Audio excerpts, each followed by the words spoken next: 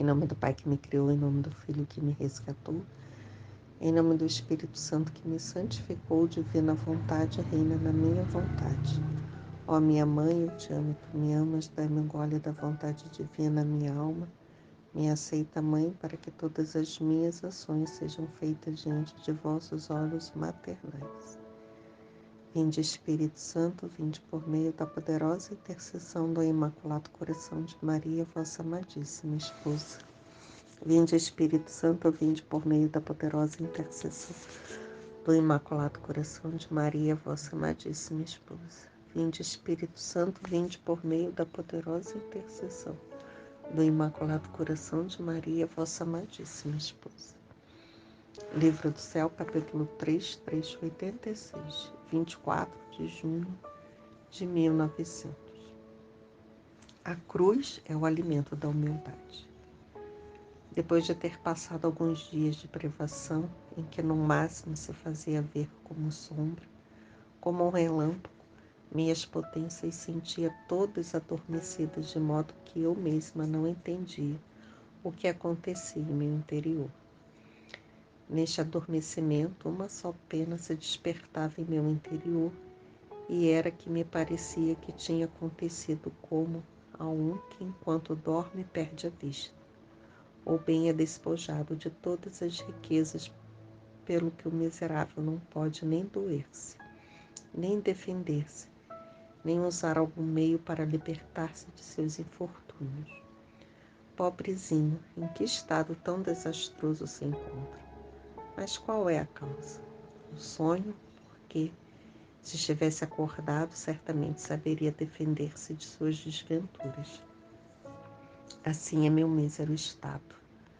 Não me é dado nem sequer dar um gemido, um suspiro, derramar uma lágrima, porque perdi de vista aquele que é todo meu amor, todo meu bem e que forma todo meu contentamento. Parece que para que eu não sofra por sua privação, me adormeceu e me deixou-me. Ah, Senhor, acorda-me tu, a fim de que possa ver minhas misérias e conhecer ao menos do que estou privada. Agora, enquanto me encontrava neste estado, de dentro de mim, ouvi o bendito Jesus que se lamentava continuamente. Esses lamentos feriam meus ouvidos e despertando um pouco, me disse: mas meu só e único bem, por teus lamentos advirto o estado tão sofredor no qual te encontras. Isto te sucede porque queres sofrer só e não queres me fazer partícipe das tuas penas. E mais, para não me teres na tua companhia, fizeste-me adormecer e deixaste-me ser sem me fazer entender mais nada. Entendo o porquê de tudo isso, para estar mais livre para punir. Mas tem compaixão de mim, pois sem ti estou cega.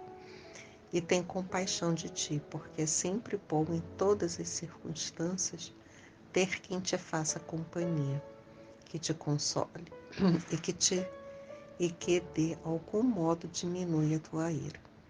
Porque por agora estás firme em mandar açoites, mas quando vires as tuas imagens a perecer da miséria, lamentarás mais do que agora e talvez me digas: se tu tivesses empenhado mais em aplacar-me, se tivesses tomado sobre ti as penas das criaturas, não veria tão destroçados meus próprios membros. Não é verdade, meu pacientíssimo Jesus? Jesus, Jesus, deixa-te sofrer um pouco e deixa-me sofrer em teu lugar. Enquanto isso dizia, ele se lamentava continuamente, quase no ato de querer ser compadecido e aliviado, mas queria que lhe arrancasse quase por força este mesmo alívio, pelo que depois de meus gorros, estendeu em meu interior suas mãos e pés cravados e me participou um pouco de suas penas. Depois disso, dando um pouco de trégua a seus lamentos, me disse: minha filha, são os tristes tempos que a isto me obrigam, porque os homens se fortalecem ensoberbecido tanto que cada um acredita ser Deus para si mesmo. E se eu não ponho mão nos flagelos, farei um dano às suas almas, porque só a cruz é o alimento da humildade. Então, se eu não fizesse isso, eu mesmo lhes faria falta o meio para humilhá-los e rendê-los de sua rendê-los de sua estranha loucura. Ainda que a maior parte me ofendam mais, mas eu faço como um pai que reparte a todos o pão para alimentá-los. Que alguns filhos não queiram tomar, mas sim que se sirvam dele para tirá-lo na cara ao pai. Que culpa tem disso, pobre pai? Assim sou eu, por isso compadece-me em minhas aflições. Dito isso, desapareceu, deixando-me meio acordada e meio adormecida, não sabendo eu mesma nem se devo acordar perfeitamente, nem se devo dormir outra vez. Esse texto, ele nos leva, né, a compreender a significância e a importância da cruz, né, que é o alimento da humildade. Né, sem este sofrer da alma, né, quando está cheia de vontade humana, cheia de quereres, cheia de paixões, né, mas se não for pela via da cruz, para fazê-la acordar, né, para os seus erros, enxergar os seus erros, né, sem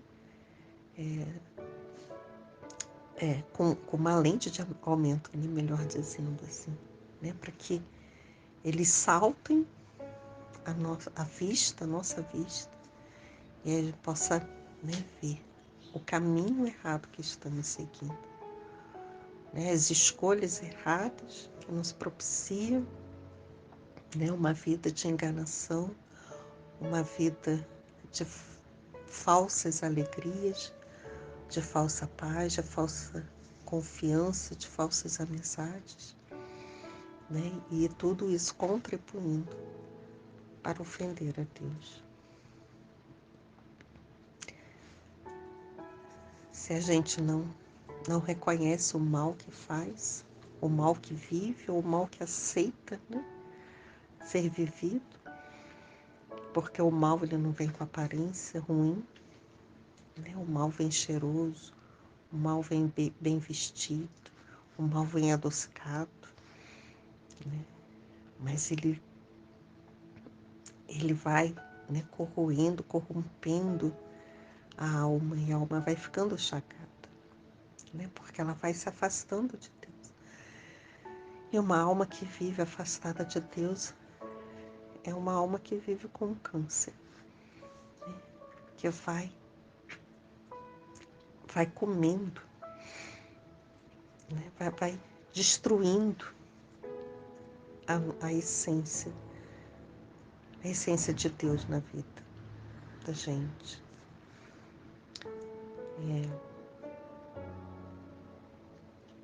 E a cruz, ela é esse remédio, né? Ela é esse alimento. Ela diz aqui, né, que a cruz é o alimento da humildade. Minha irmã, ela é separada. E quando meu cunhado, né, falou que não amava mais, que perdeu o encanto, né, perdeu a admiração, o amor, ele começou a apontar, né, os erros dela, aquilo que para ele foi minando o amor que ele tinha, a admiração que ele tinha, né, e ele foi apontando muitas coisas. E quando ele apontou tudo aquilo, né, e ela não esperava a separação, porque ela dizia que ele não demonstrava, Não demonstrava que ele estava tão insatisfeito assim, né? E aí, depois que ele falou, ele se libertou daquilo que ele estava sufocando ele, né? E aí ele agiu, né, nas evidências, né, de que não gostava mais dela. Até então, até ele falar para ela, ele se comportava e agia, né, com uma naturalidade. Era o que ela dizia. E aí as coisas que ele apontou dela, né, que fez com que ele levasse a decisão de se separar, né, foi uma cruz aquele momento, foi muito doloroso, né? Todo mundo sofre, não só, né, o casal sofre, até quem toma a decisão sofre também, né? Aquele que deseja sair, ele também sofre, né? E mais aquele que não pensava nisso, né? E todo mundo sofre com aquilo, a família de um, do outro, as crianças, né? Tinham 2 filhos pequenos ainda. E então aquilo foi uma cruz, né? E tudo aquilo que ele falou, né, da minha irmã, que estava insatisfeito nele, ela tentou buscar, né? Ela tentou refazer, porque ela saiu, né? Ela viu com lente de aumento aquilo que ela, né? Porque é um relacionamento, uma via de mão dupla. Ela errou, ele errou, né? Ele acertou, ela também acertou.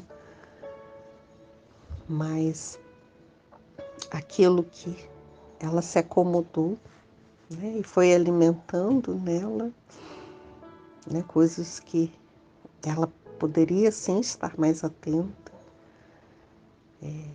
Aí sim, né? Com a decisão dele, ela viu as coisas com lente de aumento e tentou, né, buscar essa virada de chave na vida dela, né, na vida deles. Mas eles realmente separaram, né, não teve volta. Mas lendo esse trecho me fez muito lembrar, né, daquele momento da minha irmã, que aquilo tudo que ela não tinha forças, né? Algumas coisas sim, ela sabia que precisava mudar, mas ela não tinha forças, né? E agia com naturalidade. Mas no momento que veio a cruz, aí ela foi buscar essa mudança, né? Ela foi atrás e sempre de um mal, né? Deus sempre tira algo de bom, Deus sempre vem, né? Com a graça dele, que nunca nos deixa, né? E ela passou a colher frutos bons daquilo, mesmo diante de muitas dores, de muitos sofrimentos, né? Que eu participei bastante, mas sentia muitas dores dela, vivia e via, né, essas dores. Porém, o que verdadeiramente ela sentia, eu não era capaz de sentir, né? Mas algo ela conseguiu nessa situação toda, que foi essa proximidade de Deus, né? Ela passou a buscar a solução da vida dela mais em Deus, ela passou a confiar mais em Deus, ela passou a buscar mais a Deus, né? Ela passou a ter que viver, né? Nesse abandono dos cuidados de Deus. Eu lembro que ela falava, nossa, há uns dias, né, há um mês, há uma semana, a minha vida estava perfeita. E hoje é como se abrisse uma cratera no chão, né? Mas se não fosse, né, esse terremoto na vida dela, como seriam essas 2 vidas, né? Ela passou a rezar mais por ele, né? Eu não sei se ele reza por ela, né? Mas assim, eu acho até que pelas coisas que eu sei, ele não está mais ligado numa vida de oração. Antes ele tinha, estudou em escola, teve toda uma vivência, né, assim, religiosa forte, estudou em escola católica, participava da igreja e tudo. Mas talvez se eles estivessem juntos, né, talvez ambos tivessem se perdido, né? Mas Deus permitiu, né? Deus permitiu. Ele aceitou essa situação ali, essa quebra do sacramento, né? Mas com certeza, né? E, assim, a minha irmã, ela se voltou mais a Deus. E até hoje ela reza por ele, né? E até hoje eu também rezo muito pela conversão do meu ex-cunhado, né? Pela família da minha irmã, que ficou com uma chaga, né? Ficou com uma ferida aberta. Mas se não fosse essa cruz, né? Se não fosse essa cruz, quantas verdades de Deus não teriam aparecido, né, na nossa frente?